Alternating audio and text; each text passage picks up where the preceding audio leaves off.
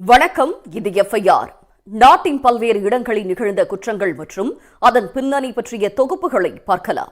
தென்காசியில் போலீசார் அவமானப்படுத்தியதாக கூறி விஷம் குடித்த முதியவர் சிகிச்சை பலனின்றி உயிரிழந்துள்ளார்.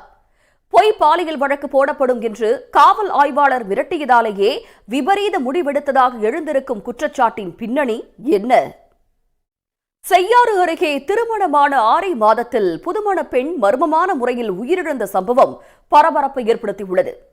மருமகள் மாற்று சமூகத்தைச் சேர்ந்தவர் என்பதால் கணவர் குடும்பம் அடித்துக் கொன்று விட்டதாக பெண் வீட்டார் வைத்திருக்கும் குற்றச்சாட்டின் பரபரப்பு பின்னணி என்ன?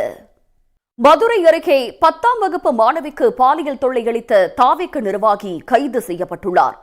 நள்ளிரவில் புகுந்து பாலியல் தொல்லை கொடுத்த நிர்வாகியை பெற்றோரை பிடித்து போலீசாரிடம் ஒப்படைத்ததன் பின்னணி என்ன? கோணம் அருகே பெண் ஒருவர் வாடகைக்கு வீடு பார்ப்பதாக கூறி உள்ளே நுழைந்து தங்கச்சங்கிலியை பறித்துச் சென்ற சம்பவம் பரபரப்பை ஏற்படுத்தியுள்ளது.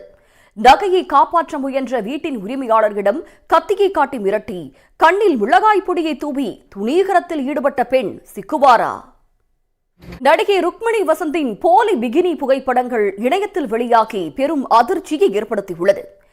ஏஐ மூலமாக சித்தரித்து பரப்பியவர்கள் மீது நடிகை சைபர் கிரைமில் புகார் அளித்திருப்பதன் பின்னணி என்ன?